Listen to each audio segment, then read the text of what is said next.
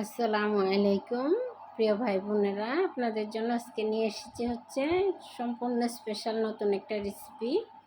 এটা হচ্ছে white chicken. আমরা সাধারণত চিকেন সবাই রান্না করি, এটা একটু ভিন্ন। এটা ইনস্ট্যান্ট একটা মশলা রেডি করে তারপরে বানানো হবে। দেখবেন ইনশাল্লাহ ভালো লাগবে। আমি প্রথমে আদা রসুন আর কাঁচামরিচ একটু থেতো করে নিয়েছি, তারপরে দিয়ে দিলাম পেঁয়াজটাও একটু সুন্দর করে থেতো করে নিব ভালো মতো। এটা কিন্তু মিহি হবে না মশলাটা জাস্ট একটু থেতো করে নিব। আর দিয়ে দিলাম একটু ধনিয়া পাতা আর পুদিনা পাতার সাথে, এটা অপশনাল, কেমন চাইলে দিতে পারেন, না চাইলে না দিতে পারেন। আমি দিলাম যাতে চিকেনের গায়ের গন্ধটা একটু না থাকে সেজন্য। এবার মশলাটা আমার রেডি হয়ে গেলে আমি একটা প্লেটে নিয়ে রেখে দিলাম। রেখে আমি এবার চিকেনটা রেডি করব। চিকেনটা আমি আগে 1 চামচ টক দই আর একটু লবণ দিয়ে ম্যারিনেট করে রেখে দিয়েছিলাম। এখন তেল গরম করে চিকেনটা আমি তেলের মধ্যে দিয়ে দেবো। তেলের সাথে একটুখানি ঘি দিয়েছি, আমার ঘিটা ফ্রিজে রাখা ছিল, এই জন্য জমে গিয়েছে।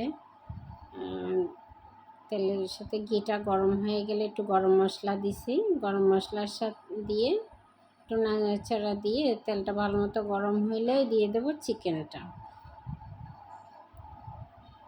চিকেনটা দিয়ে সুন্দর করে একটু ভেজে নিতে হবে।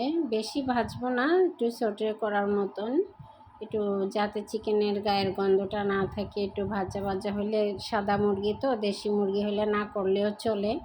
এটা তো সাদা পোলট্রি মুরগি, এর জন্য একটু তেলের মধ্যে হালকা একটু ভেজে নিতে হবে যাতে খেতে একটু ভালো লাগে, স্বাদ লাগে। এই জন্য সুন্দর করে একটু এপিট উপিট ভালো করে ভেজে একটু সুন্দর করে যখন ভাজা হয়ে যাবে তখন আমরা দিয়ে দেবো হচ্ছে মশলাটা। প্রত্যেকটা মাংস যেন একটু তেলের মধ্যে ভাজা ভাজা হয়, একটু খেয়াল করতে হবে।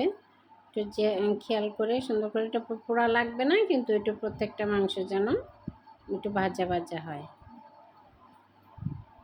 ভাজা ভাজা হয়ে গেলে আমরা ওই যে মশলা থেতে করে রেখেছিলাম সে মশলাটা দিয়ে দেব। এই যে মাংসটা ভাজা ভাজা প্রায় হয়ে গেছে, এবার মশলাটা দিয়ে দিব। মশলাটা দিয়ে আর একটু সুন্দর করে কষাই নিব।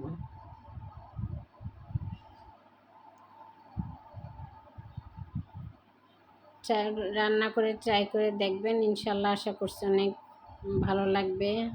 আমার বাচ্চাদের তো অনেক পছন্দ। একটুখানি দিয়ে দিলাম ধনিয়া, জিরা, মৌরি আর রাঁধুনের গুঁড়ো একসাথে মিক্স করে ব্লেন্ডার করে রাখা ওগুলা।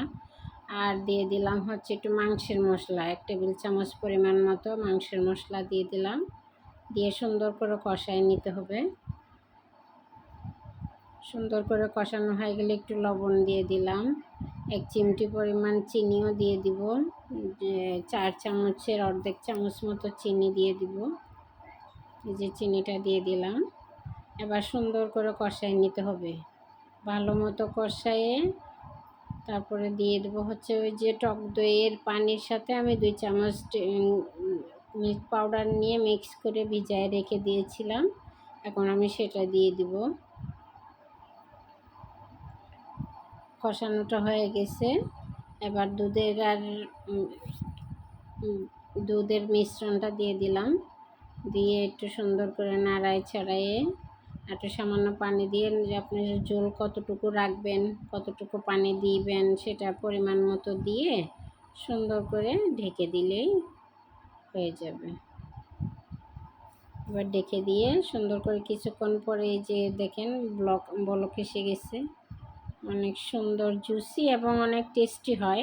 পোলাওর সাথে, সাদা পোলাওর সাথে খেতে, আবার সাদা ভাতের সাথে, সব কিছুর সাথে ভালো লাগে, রুটি পরোটা, যে যেটা পছন্দ করেন ট্রাই করে দেখবেন ইনশাল্লাহ, আশা করছি অনেক ভালো লাগবে। অনেক মজার একটা রেসিপি, ট্রাই করে দেখবেন। এই যে দেখেন ঝোলটা কমে এসেছে, আমি আর ঝোলটা শুকাবো না, এই পরিমাণেই রাখবো।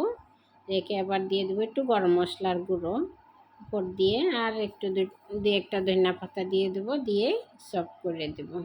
আপনাদের যদি রেসিপিটা ভালো লেগে থাকে লাইক দিয়ে ফলো দিয়ে পাশে থাকবেন।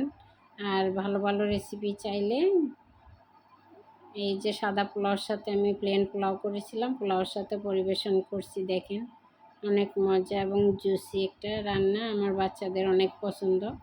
যে সবসময় একঘেয়েমি রান্না যারা খেতে চান না তাদের জন্য এটা ট্রাই করে দেখতে পারেন। ইনশাল্লাহ আশা করছি ভালো লাগবে। আর লাইক ফলো দিয়ে পাশে থাকবেন, দোয়া করবেন। ভালো ভালো রেসিপি চাইলে কমেন্টে জানাবেন, কী রেসিপি দেখতে চান জানাবেন ইনশাল্লাহ।